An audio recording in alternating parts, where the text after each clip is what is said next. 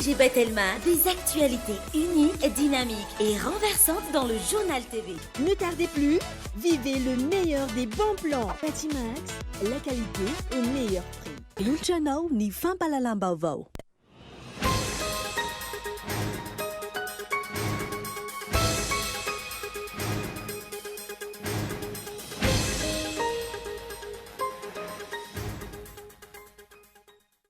Fotoam-pivavahana lehibe hianona nokafana ny herinandro nisy fiara mivavaka maneran-tany izay natao teny amin'ny katedraly FJKM Analakely. Nandritra izany ihany koa no nanaovana ny fifamindram-pitantanana teo amin'ny filohan'ny FFKM teo aloha sy ny vaovao. Rahampitso alatsinainy faha 15 janoary no iona amin'ireo mpandraraha indo-pakistany antoamasina ireo tompon'andraiky mpanjakana any Antoerana. Fionana izay ifantoka manokana amin'ireo avarizimba izay hanokasaina apatretaka sy amidy any amin'ny tsena hanapozinana ny malagasy. Misy mofo ny fandorana ireo varizimba ireo taorian'ny fivoahan'ny certificat de non-consommabilité avy amin'ny ministera-ny fahasalamam-bahoaka. Eo amin'ny maresaka iraisam-pirenena kosa indraiky androany niantso any Chine mba hanaja sy anaiky ny voka-pividianana filoham-pirenena nivoaka tao Taiwan na ireo tompon'andraikitra. Antso izay manamafy ny fijoroan'izy ireo manoloana any Chine ary tsy tokony hijabajaba amin'ny raharaham-pirenenan'izy ireo ka i Chine raha ny fanazavana hatrany. Ny andinindiny izay avy hatrany.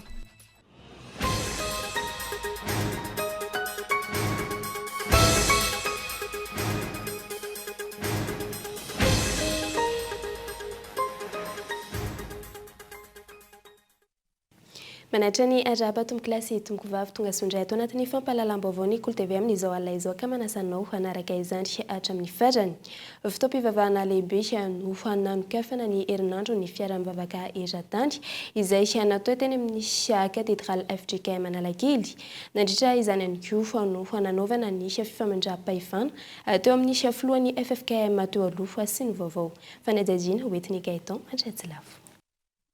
Raha tokana 20 hatramin'ny 25 janoary ho avy izao no natokana ho herinandro ny fiaraha-mivavaka maneran-tany na ny semaine ekumenika amin'ny ity taona 2024 ity. Natomboka tamin'ny fotoam-bavaka lehibe androany zany ho an'ny eto Madagasikara.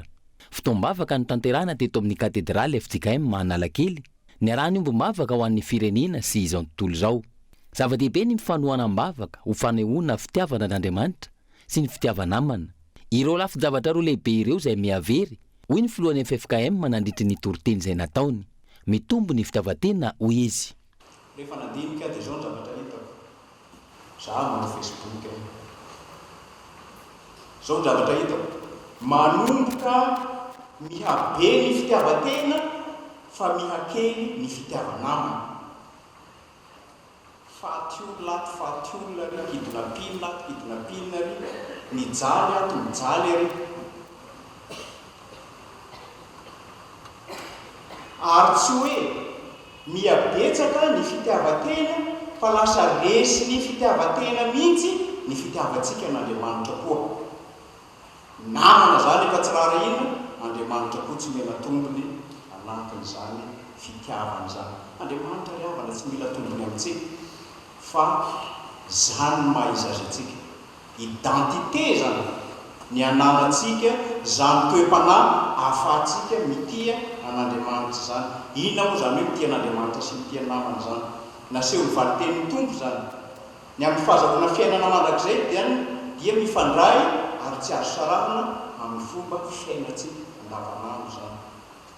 Raha tsy mametraka an'Andriamanitra ao ambonin'ny zavatra rehetra tsika, ho lohalarana amin'ny fiainantsika, ary mametraka ny namantsika mialoha ny itiavantsika ny tenantsika, dia tsy ahazo antoka ny fidirana ao amin'izany fiainana maharitra mandrakizay zany izy. Nandritra ity fotoam-bavaka ity no nanatanterahana ny famindram-pitantanana teo amin'ny filohan'ny FFKM teo aloha ny Dr Andriamazosoa Irakoami sy ny filohan'ny FFKM Vaovao ny pastora Rakotondrazafy Saboela Jaona. Nandritra ny fandraisam-pitenenana nataony. Nanamafy ny filohan'ny FFKM teo aloha fa niezaka namita ny adidiny amin'ny mahafiangonana azy ny teo anivony FFKM nandritra iny taona 2024 iny. Nampatsiahy ihany koa izy ny iraka ampanaovana ny fiangonana. Ny fiangonana dia iraka, tsy baikony ny vola sy ny tombotsoa na ny fitiavam-pahefana ny fiangonana fa mandeha amin'ny fankatoavana ny Jesosy Kristy izay naniraka azy. Izay olona rehetra vonina ijoro amin'ny fahamarinana noho izay iraka izay no iarahan'ny fiangonana. Tsy sakiran-tsaina ny amin'izay fieveran'ny olona azy ny fiangonana, fa mifantoka amin'izay iraka Jesosy Kristy lehibiana. Ny fanontaniana mibahana ao an-tsaina sy ampon'ny fiangonana dia tsy ny hoe ahoana hoy ny olona, ho faly ve ny olona, fa ny hoe ahoana hoy Jesosy, ho faly ve Jesosy. Amin'ny ataon'ny fiangonana, raha faly ny olona ary faly Jesosy, izay ny tsara indrindra. Raha tsy faly ny olona fa faly Jesosy, tsy maninona fa toy izy amin'ny fiangonana ny diana. Ny loza manana ny fiangonana dia ny hoe amin'izay ataony faly ny olona fa tsy faly Jesosy. Hoy ny apôstôly Paoly raha milaza zany ny Galatiana 4:10, mampiasa ny fiteny protestanta. Ary ankehitriny olona va mila ampifidisan'Andriamanitra, sa mila sitraka amin'olona. Raha mbola mila sitraka amin'olona dia tsy mpanompony Kristy. Ny fiangonana dia mpaminany, ary ny mpaminany dia natoky hiteny ny tenin'Andriamanitra, hanambara ny sitrapon'Andriamanitra amin'ny vahoakan'Andriamanitra sy ny fiangonana. Araka ny teny faneva leran'ny FFKM, araka ny nambarany tompo anjely miapa-minany hoe ino efa nataoko ambavanao ny teny toy, ary ino raha manendry anao izao andro izao, hanapahefana ny firenena sy ny fanjakana, hanombotra sy anjera sy andrava sy angodana, ary hanolona sy amona. Jeremia 1:26.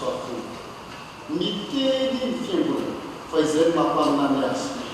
Raha mihaino ny olona tsara, tsy mihaino ny olona ratsy. Saingy afaka didy ny fiangonana, ary faly fanahajona matoky teo anatrehan'izay naniraka sy nampiteny azy. Niarahaba sy ny rarosoa ny rehetra ny filohan'ny FFKM vaovao, ary nampatsiafy fa manohy ny ezaka izay efa nataony ihany koa ny FFKM, indrindra amin'ity taona ity izay tao mpifidianana ihany koa. Miatrika fifidianana vaovao indray isika ny taona ity. Miatrika ny fifidianana eo amin'ny legislativa isan-karazany. Eto ny FFKM dia manohy ny ezaka izay fanataony dia ny fanentanana antsika mba hanamarina indray misy fifidianana, hanentana ireo zanaka sy tsy tafiditra anatin'ny fifidianana mba handeha hisoratra anarana, mba hahafahan'ireo natsoin'Andriamanitra eo amin'ny sehatra ara-politika hifaninana. Miezaka ataontsika ny ahafahan'izy ireo mandeha amin'izany antsoiraka ataon'Andriamanitra amin'izy ireo eto amin'ity tany sy ny firenena tanindrazana amboniny ity. Ampio mandrakariva ny FFKM amin'ny antsoavo mahakasika ny amin'izany fitondrana mibavaka ny firenena indrindra fa ny fifidianana izay ho avy. Manana didy hitondram-bavaka ny firenena, ny kristianina sy ny olo-pirenena tsirairay avy. Itoy ny fiaraha-mivavaka ataon'ny fiangonana eto Madagasikara, ho fiombonana amin'ny fiangonana rehetra maneran'ny tany. Araka ny efa natsidika atao anatin'ny lohatenim-baovao fa rampitso alatsinainy 15 janoary no iona amin'ireo hampandrara indo-pakistanais any Toamasina, ireo tompona ndraiky mpanjakana any Antoerana. Fionana izay ifantoka manokana amin'ireo avarisimba izay nokasaina aparitaka sy amidy eny amin'ny tsena anapozinana ny malagasy. Misy mofa ireo ny fandorana ireo avarisimba ireo atao reny namoany ministera ny fahasalamam-bahoaka ny certificat de non consommabilité fanadiadina oentin'ny Kolo Toamasina. Any orinasa Crown Tsara Traders anateran-tany pakistanais ireto vary nahitana fahalovana ireto tratra ny andro ny talata 7 volana janoary lasa teo tao Tanandava Toamasina faharoa. Taorian'ny fanagazana natao ny fanjakana ny rosola ny fandorana ireo vary ireo rehefa navoaka ny ministera misahana ny fahasalamam-bahoaka ny taratasy manamarina fa tsy azo atao sakafo itsony na dia tsikaritra aza fa mbola betsaka ireo gonimbary no tsy nahitana pentina fahalovana na dia kely aza madio tsara ihany koa ireo vary tao anatiny. Voalaza sy voamary ny tompona ndraiky trara-pahasalamana fa efa nahitana lomotra tsy hita maso ka mety afaty ireo vary ireo ka voatery ny rosony izao dingana izao. Ny vary simba moa zany dia nalefa tany amin'ny ministera fahasalamana Zany hoe le manadiady na azo hoanina na tsy azo hoanina le vary. Dia tonga moa zany ny taratasy avy tany milaza fa tsy azo hoanina intsony vary io ary tsy azo amena biby fa tsy maintsy potehina. Dia androany vao tanteraka le izy satria mbola nisy ny fanomanana. Ka eto daholo moa zany ny entité rehetrarehetra, ny préfecture, ny faritra, ny commune urbaine, ny commerce, ny douane, ny inona koa moa ty, ny vaditany sy ny force de l'ordre, ny police, ny gendarmerie. Niaraka natanteraka an'izay fanapotehana ny vary zay. Hitantsika teo fa nanomboka tamin'ny 9 sasany ny chargement dia tamin'ny 1 sasany vao nanomboka ny déchargement taty. Dia zao tsika miteny zao amin'ny 10 ora voatapitra le izy. Mampitondra hafatra ihany ho an'ny mpandrara arabary mba anao ny asa fivelomana ho ara-dalàna. Zany hoe rehefa misy fahasimbana ny vary dia tonga dia manao déclaration any amin'ny ministère du commerce na ny directeur régional du commerce mba ahafahana izy ireo miconstater an'izay vary simba zay. Miisa 770 lasaka amin'ny 10 kilao isan'isany ireto vary ireto izay mitetim-bidy manodidina ny 720 tapitrisa ariary. Araka ny fantatra dia mpanafatra vary fotsiny ihany ny orinasa Crown Tsara Traders izay tompony fa ny orinasa Pogo no mpandefa ny entana miainga avy any Pakistan. Ny alakamisy 12 volana janoary lasa teo no namoaka taratasy fanoherana ny famotehana ireo vary manontolo sy nanazava ny antony fahasimbana ny firaisankina ny ireo mpandraharaha pakistanais ho an'ny ministera ny fampiroboroboana ny indostria, ny varotra ary ny fanjifana sy ny tompona ndraiky mpanjakana taty amin'ny faritra noho ny fahitana fa tsy ireo vary lo iray manontolo no nahitana fahalovana. Isy ny fivoriana ifanatrehany OMC sy ireo mpanafabary teratany indo-pakistanais ireto ny andro ny alatsinainy 12 volana janoary izao. Ny lettre de protestation moa zany dia voarainay tokoa izy iny ary raha sitrapony dia amin'ny alatsinainy après-midi izao izahay no hamory an'ireo mpandraharaha arabary reo, zany hoe ireo teratany pakistanais reo anao ny fifandinihana rehetrarehetra jerevana ny olana inona mahatonga ny olana mahatonga ny vary simba dia ahoana ny tokony atao mba ialana amin'izao fatiantoka ray lavaka izao. Mbola manao ny asa ny mpitandro filaminana, zany hoe mbola mandeha ny procédure d'enquête ka dia mbola tsy afaka amin'ny teny nenina zay fa dia mbola miandra ny tohintsika. Araka izany mbola tsy misy mipika ny vokatry ny fanadihadiana, mijanona ho tsiotsion-dresaka fotsiny ihany eny anivon'ny fokotany ny isan'ireo mpiasa irakiraka vao antso nanaovana famotorana tamin'ity raharaha fikasana fanapoizinana amin'ny alalan'ny foto-tsakafo ity. Lafim-baovao hafa kosa indray nanamafy ny solombavambahoaka vao vity teto Antananarivo renivohitra atao amin'ny boriboritany faharoa fa isan'ny tsy mampivoatra ny firenena amin'izao fotoana izao ny gabraraka sy ny tsy fahaiza-mitantana ny mpitondra fanjakana tokony samy omena toerana araka ny toerana sahaza ny rehetra ny fanazavany fanampanazavana. Tokony samy teny mijoro nanavotana ny tanindrazantsika ty Madagasikara angely ireto tokony tena sangana aty Afrika raha tena tsara ny fitantanana nefa dia tena gisy tsika nan'izana fa tokony mivoky tsara avy Madagasikara zany raha tena mandeha tokony tsy hijaly fa tena ty Madagasikara ty raha tena losy tena nangaron'Andriamanitra ataontsika daholo ny atoro rehetrarehetra dia nahoana lany tena gisy ohatr'izao mila fieritreretana tsy fanentsena nizanisa indrindra ho anareo mpitondra fa natao koa ataonareo mpitolo ny fitonana mba atao fampitolatra ny koa angavy fandosoana mba mibotsakbotsaka be atao mpitolatra koa pasapasaka be sangany ity Afritsika ao anatin'ny mandanareo zay mifandroriana fa tsy hoe raha misy mitolo-kevitra hatraminareo zay na fambolena ninino aza mihafa hoe ty manatamy manataka izany fa tena zay mampandroso amin'ny firenena akao hevitra. Tsy voatrandraka araka ny tokony ho izy ny rem-pirenena misy eto amin'ny firenena ka antokony olona na olona vitsivitsy ihany no misitraka ireo vola tsy tokony tsoforoana ho isy ny teo anefa ny antoko fa otrik'avy ahafahana manova ny fiainam-pirenena sy manarina ny toekarena eto amin'ny firenena ny fitrandrahana ireo menaka mavesatra ao Tsimiroro raha ny fanazavana saingy ny finiavana anao izany no tsy misy amin'ny mpitondra ankehitriny. Dingana lehibe no sady fandresena ho an'i Madagasikara ny fivarotana ny menaka mavesatra avy ao Tsimiroro eo amin'ny tsendabarotra anatiny efa nandraindraina hatramin'ny ela izy io ka tokony ho ampiasaina amin'ny antsakany sy andavany mba tena ampiroborobo ny etoekarena malagasy. Mora kokoa noho ny menaka mavesatra izay afarantsika avy any ivelany ny vokatra avy ao Tsimiroro, ary betsaka noho izany ny olana azo vahana eo amin'ny angovo mahazo ny firenetsika. Raha mieritreritra ny anatsara ny lafin'ny famatsiana angovo ny mpitondra fanjakana, tsy tokony anao fomba fijery lavitra fa ny ao Tsimiroro no tokony imasona. Ony teo anivony Antoko Otrikafo. Raha ohatra koa tarafina tamin'ny famaranana ny taona ny kabarin'Andriamatoa Andrarajoelina dia isan'ny voarisany tao ny makasika ny olana amin'ny lafin'ny angovo sy ny vahaolana arosony moa zany lesany moa dia parc solaire sy ny karazany fa zay ngozy aho hoe raha mieritreritra industrialisation zany ny développement ny industrie dia ozy hoe mila tena ilaitsika io menaka mavesatra Tsimiroro satria voafetra ihany anie ny vitany zany parc solaire zany fa tsy tena vahaolana lavitra be zany na mavesa-danja kokoa raha oharina amin'io menaky mavesatra Tsimiroro io ka ninay zany tsotra be hoe zay tsy mijery hoe aiza ny olana fa ninay aloha dia hoe misy io vokatra Tsimiroro io tokony ho ampiasaina io zay zany aloha le izy. Madagasikara olona ve ny trandraka azy sa hafa zany azo ifanarahana ahoana ihany koa ny tena azahoantsika tombony amin'ny hareny ny firenena ohatran'ireny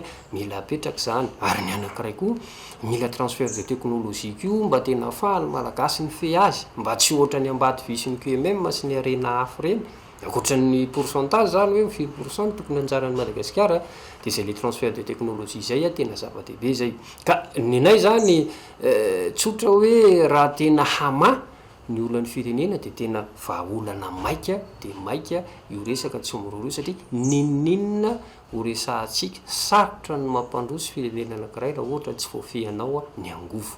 Azo atao tsara ihany koa ny mamadika ity menaka mavesatra ity ho lasa solika raha ny fanazavana trany fa ny finiavana avy amin'ny mpitondra fanjakana anatanteraka izany no tsy ampy. Isika nefa manana inona ny olana amin'izao fotoana izao efa tafakatra 5900 sy 4900 ny vidin'ny sarany ny vidy solika eto amintsika sika nefa manana miresaka solika satria maninona ilay menaka mavesatra Tsimiroro ange raha mampiasa n'ilay teknolojia procédé catalytique dia ahafahana mamadika n'ilay menaka mavesatra ho lasa essence gazole sy kérosène ihany koa ao ambadik'izay mbola ahafahantsika ihany koa satria mbola mahazo taritsika ao anatin'io ahafahana manao n'ireny lalana rehetrarehetra simba eto Madagasikara reny tozy hoe inona indray ary ny tediavintsika akoatra ny fahatsarany ny toekarentsika efa mampiasa n'ilay Tsimiroro misy asa ihany koa aterak'izay ho stable kokoa ny toekarentsika ka mahagaganay zany no hoe manaiky ny mpitondra fanjakana ny fandimbo feheziny rehetra le kompania tsolika anakefatra eto amintsika rehetra zay hita hoe ray aloha tsy misy faninanana akory zany hoe tsy manaraka ny lalàna zany ny kalitao an'ny solika amidiny zareo nefa dia fantatritsika tsara ny kalitao an'ny solika leo kompania tsolika anakefatra eto amintsika reo zay zany le izy mila jerena avokoa zany raha ampiasaintsika nefa le menaka mavesatra Tsimiroro azo atao tsara ny mampiena ny vidin'ny solika eto amintsika ho latsaky ny 50 isanjato. Tsy tokony ho diso anjara ihany koa ny mponina avy amin'ny antoerana satria maro ny asa fampandrosoana tokony ho atao amin'iny faritra melakiny ka tokony ho fanohitra iray ampiaingana ny fampandrosoana ny faritra ny fitrandrahana ity arenan-kibony tany avy ao amin'ny ity tavitro anatiny izany ny fanamboaran-dalana amin'iny faritra iny indrindra fa ny fanamboarana ny lalam-pirenena voalohany RN1 bis izay mampitohy ny Tsororo mandidy sy mainty rano. Lafim-baovao hafa kosa indray distrika 5 amin'ireo distrika 7 izay mandrafitra ny faritra Matsatra ambony no nanatoto izany ireo antenimera ny foko malagasy ny ray aman-dreny ara-drazana ny fankakevitra ifotony mahakasika ny fomba itondrana ny firenena indray voaitsakitsaka ny soatoavina malagasy ary very ny fiandrianam-pirenena ka antony ijoroany izy ireo fanampanazavana hoentin'ny Kolo fianaransoa. Distrika Ambohimasoa no namarana ny fitediza-paritra fakan-kevitra izay nitotosainy ny ray aman-dreny ara-drazana sy ny antenimera ny foko malagasy nitovizan'ireo mpandray anjara rehetra tamin'ireo distrika notetezina ny hoe tsy rafitra mety amin'ny firenena malagasy zao rafitra misy izao. Voaitsakitsaka ny soatoavina malagasy satria tsy ny malagasy tompon-tany no mitantana ny Madagasikara izay tsy mahafantatra akory ny laharam-pahamehana sy ny filàn'ny vahoaka ny fotony hany ka tsy miteraka fampandrosoana ho an'ny firenena. Velombolo zareo ray aman-dreny solon-tegna isaky ny kiomina zay nivorina hanandray ny andraikitra tandrify azy tokoa ny solon-tegna ny ray aman-dreny ara-drazana namoha anjareo taty. Ny faharoa dia satria anisany lohahevitra nyjerena-daty moa dia hoe manao ahoana fa ohatra ny hafahafa ny fivery an'le hoe ny hasy ny fiandrianam-pirenena eto Madagasikara. Azo lazaina fa very tokoa ny hasiny fiandrianan'ny firenena izany satria ny antony araky ny tolona zay atao ndreny aradrazana hatramin'izay moa zany dia fantatra fa sy rafitra mety amin'ny firenena malagasy ny rafitra iaina. Zany hoe ny fiandrianan'le firenena malagasy izy zany no votsiny sy ny avon'olona amin'ny rafitra ny iaina teto fa rafitra kolonialy tokoa ny iaina. Nahasapan'izay ny ray aman-dreny ny rehetrarehetra tato ny distriky ny Mahasiatrambony, anisan'izay ny tato amin'ny distriky n'Ambomahasoa. Mandray ny andraikiny ary matsiaro manana didy amin'ny tanindrazana ireto ray aman-dreny ka nanao izao dinika ho fakan-kevitra izao hoentina anarenana ity firenena ity. Miaiky zareo teto fa tandrifim-pahefany ray aman-dreny tokoa ny famohazana zany soatoavina zany. Miaiky zareo fa tsy izona ny zavatra iainana amin'izao. Mila tonga hatramin'izao mihitsy ary ny resaka hoe aty amin'ny lalam-panorenana mihitsy zany, atỳ ny lalàna fototra moa ny tenenany zareo azy. Lalàna fototra iainan'le vahoaka mihitsy satria igny no hitarafana ny hasin'le tany, hitarafana ny hasin'le firenena. Ka iny lalàna fototra iny mihitsy izy no saizitsony. Ka dia zay angamba no azo lazaina hoe fanapahan-kevitra nentina arina voakan'olona teny. Ny faritra Matsiatrambony no vita afa itoy ary atao hanerana ny faritan'ny fianaran-tsomo izao dinika fakan-kevitra izao ary avoaka ampahafantarana ny rehetra ny vokatry ny dinika. Mbola isy moa ny fihaonana nasionaly izay entina andravonana izao dinika fakan-kevitra izao. Tanjona dia mba ny tena malagasy no hitantana ny Madagasikara. Dia izay lafim-baovao izay tomboky lasy tomboky vavy no entintsika misendro kely ato anatin' ireto dokam-barotra ireto aoriana izay no hiditra amin'ny tapany faharoa amin'ny fampahalalam-baovao isika. Ndahoary.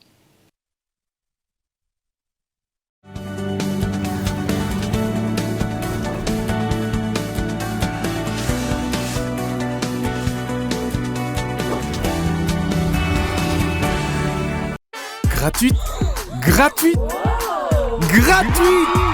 Mais qu'est-ce qui est gratuit? L'installation de la fibre est gratuite jusqu'au 31 janvier 2024. Et maintenant, abonnez-vous vite à la fibre Go, à la fibre Family, ou à la fibre Home, ou à la fibre Home Plus. Mira et ses collectes Telma vous feront plaisir à installer gratuitement votre fibre. Abonnement à partir de 99 000 TTC par mois.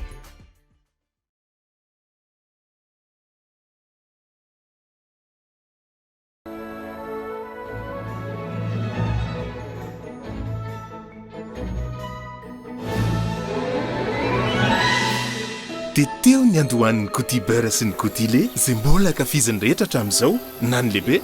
Nanakizikafo Gotibeur sy cotilé ankafisy le fahaiza-manao tsy manantsahala.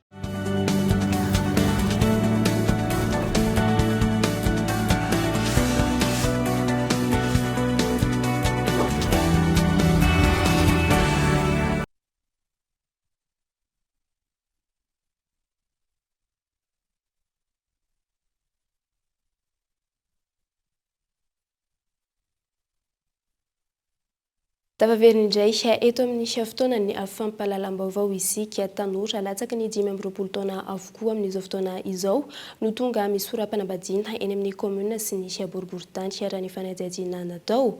Maro amin'izy ireny no miditra ny fisoratam-panambadiana noho ny aitraitra raha ny fanazavany ny tompon'andraikitra. Daniela Minorso no mitondra ny fanadihadiana amintsika. Maika niditra amin'ny rara-tokantrano ny ankamaroan'ny tanora amin'izao fotoana ka miroso amin'ny fisoratam-panambadiana loloatra ho ny tompon'andraikitra iray nanaovana fanadihadiana teny anivo ny boriboritany faharoa. Ny ankamaroan'ireo tanora tonga misoram-panambadiana eny an-toerana izay saika mpianatra avokoa ny fanazavana. Eo ihany le resaka fiarahamonina, eo ihany le resaka fitadiavana fa araka an'ilay teny teo ohatra ny hoe maimaika be le tanora. Hiditra amin'ny rara-tokantrano. Satria besaka ary ohatra ny anaovana fisoratam-panambadiana zao mamaky ianao hoe inona moa zany ny asan'ilay olona reto dia mpianatra ny ankamaroany, mpianatra dia izay zany mieritreritra hoe tena maika ve le tanora amin'izao fotoana izao iroso any amin'ny fanambadiana mba olia tokony hoe ny avenir aloha zay vao resaka fanambadiana dia somary mifamadika kely zany situation amin'izao lasa ny fanambadiana aloha zay vao ny avenir. Vokatra izay aitratra amin'ny fanambadiana izay, maro amin'ireo tanora ny soram-panambadiana no miverina manao divorce indray, taona vitsy aty aoriana raha nitranga teny anivo ny boribory-tany faharoa manokana. Raha ny fijeriko azy aloha zany dia tsy famatorana ao anatin'ny resaka tokantrano no tena kamaroany satria ohatrany hoe maimaika fotsiny aloha zany no manao mariage dia rehefa tonga ao anefa be diabe ny sedra dia besaka ny tanora amin'izao fotoana izao tsy dia mazaka ny sedra ara-panambadiana dia izay no hitako manokana zany mahatonga ny fisara-panambadiana. Ho an'ny teo anivon'ny boribory-tany faharoa Trantsy ivony, nahitana fihenana ho an'ny taona 2024 ireo mpanambady tonga ny soram-panambadiana sy nanao divorce tiana toerana raha oharina ny taona 2024 ho ny tompony andraikitra. Raha ny tatitra voaray ny isa 7,7 teo ho ny taona 2024 ireo mpanambady tonga ny soram-panambadiana tao an-toerana raha nidina ho 7,7 izany ho an'ny taona 2024. Ny isa 2,50 kosa ireo ny tsara-panambadiana ny taona 2024 ary nidina ho 7,70 izany ho an'ny taona 2024. Lafim-baovao hafa kosa indray metoetrandry ny fizarana azanakazo ho amay mampona izay ataon'ny fitaleavam-paritry ny tontolo iainana ao amin'ny faritra Vakinankaratra. Zanakazo miisa 7 alina sy 7 hetsy isa no efa nozaraina ary mbola hitoetrandry izany fizarana izany hatrany fanadihadiana natao. Fanampanazavana hoentin'ny Kolo Antsirabe.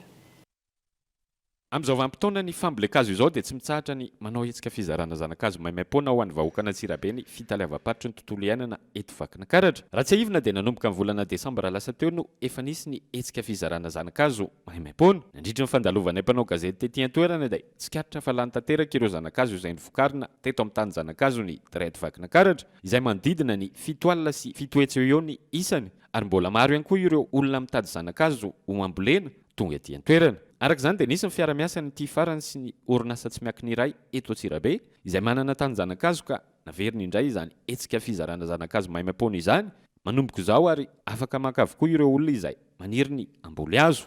Tanjona ho ny fitaleavam-paritry ny tontolo iainana eto Vakinankaratra ny andrakotra ny velaran-tany 700 sy 2,000 hektara amin'ity taona 420 sy 2,000 ity. Efa lany zanakazony Dred aty indray tsika maka fa anatsara antsika sy anamora antsika an'ilay fizarana zanakazo dia tsy manina ianareo na tonga any amin'ny Dred ary izany hoe afaka mandalo any amin'ny Dred ianareo dia avy hatrany dia efa nomeny cotonanay ilay imprimé ka no efa fenona dia avy hatrany dia manao tampon Dred dia ino no angalana zanakazo aty mbola misy ny zanakazo zany tsy ny Dred rery no andrakotrala ny Vakinankaratra fa na ny orinasa ihany koa araka ny voalazan'izy ireo teo dia manentana antsika rehetrarehetra tsy voafetra ny isan'ny zanakazo izay omeny izany hoe izay tianareo mihitsy dia sorata ao dia fa mila miomana fotsiny kosany amin'ny fitaterana anazy. Ny tanjontsika dia farany mi-février dia lany koa ny zanakazo atao amin'ny cotona.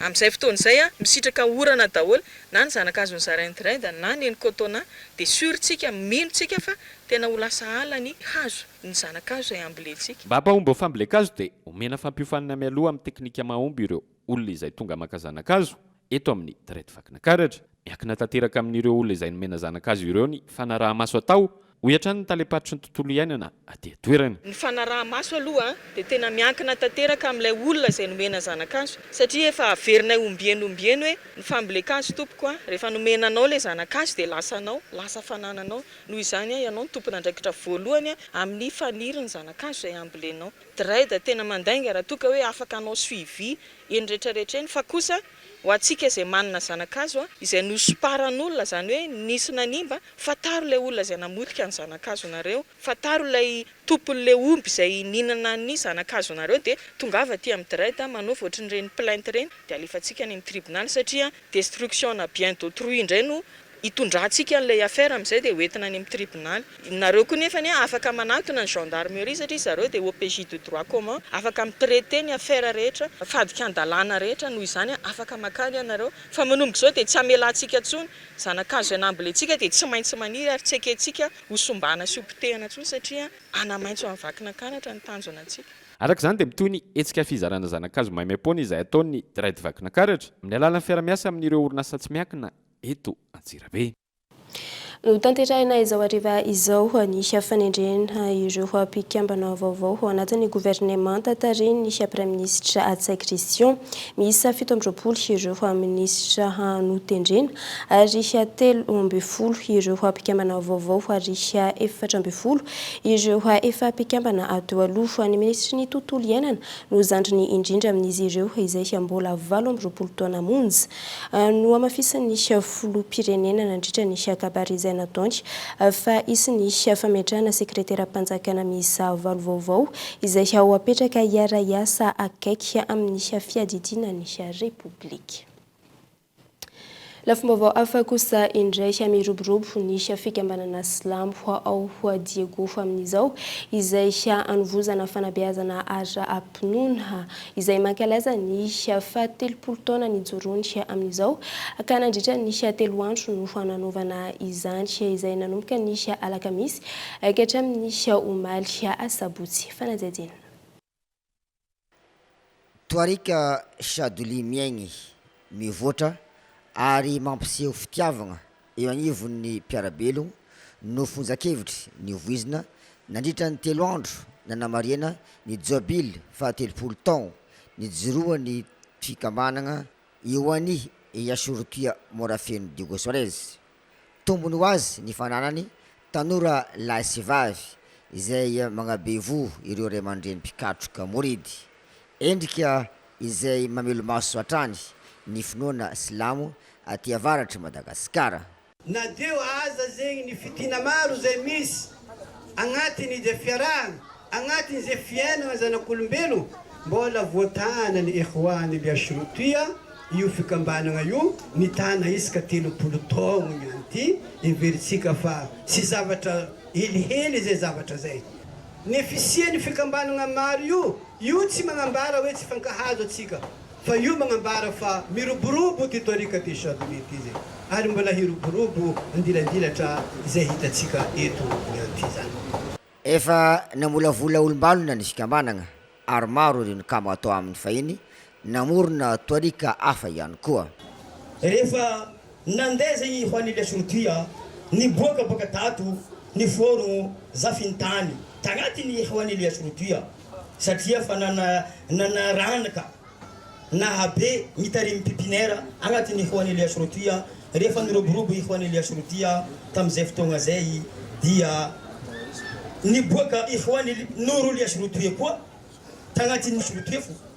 Afaliagna no niainagna izay fotoam-pankalazana zay ary nahitana niavy amin'ny distrika hafa toy ny Antsiranana faharoa sy Ambulube ankoatrany eto antapin-tanànany Diego Soares. Asa maventy izy ty zay mampahasan'ny moridy asan'ny toarika ty Shaduli ravoravo zay jiaby moridy na ny viavy na ny lehilahy eto antapin-tanànany Diego alhamdulillah rabbil alamin 30e anniversaire izy ty fa inshallah io aty Ilmarofo koa io an'ny Ilmarofo koa andro hafa io.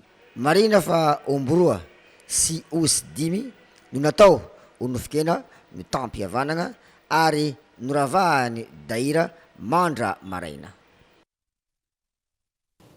Eo amin'ny maresaka iraisam-pirenena kosa indray androany ny antso any Chine mba anaja sy anaiky ny voka-pifidianana filoham-pirenena nivoaka tao Taiwan ireo ao tompon'andraikitra antso izay manamafy ny fijoroany izy ireo manoloana ny Chine ary ny tsy tokony ijabajaba ny Chine amin'ny raram-pirenena izy ireo fanajajina eo amin'ny sariny France 24. Nangataka tamin'ny Chine mba anaiky ny voka-pifidianana filoham-pirenena tao Taiwan androany ireo tompon'andraikitra tao an-toerana izy ireo izay navita ny fifidianana filoham-pirenena ity firenena ity izay mametraka hatrany fa tokony tsy ijaba ny Chine ny raram-pirenena ao amin'izy ireo. I William Lay no voafidy filoham-pirenena ao Taiwan niezaka mafy tamin'ny fomba rehetra mba hanovana ity voka-pifidianana ity ny tao Chine saingy tsy navita nanova izany izy ireo. Mialohan'ny fandatsaha-bato izay natao no nisy ny fampahafantarana ireo ampifidy avy amin'ny Chine fa isy ny korotana raha toka William Lay no olanin'izy ireo. Nateo aza izany rehetra izany nifidy io olona io ihany izy ireo ho filoham-pirenena. dia izay indray tompoko lasy tompoko vavy no azonaina tolotra taminao tamin'ity alina inty ankasitrahanay anao tany atokantrano tany hinananaraka izany hatramin'ny farany veloma tompoko.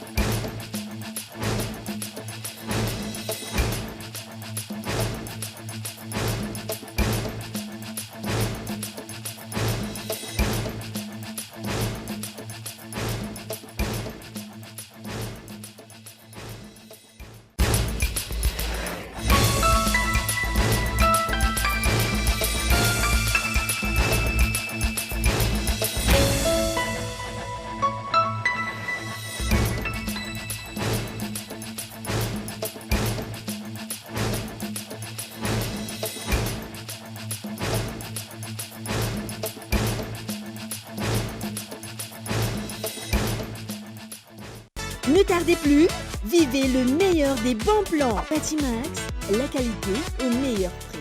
Vous a présenté Vaovao. 5G Batelma, des actualités uniques, dynamiques et renversantes dans le journal TV.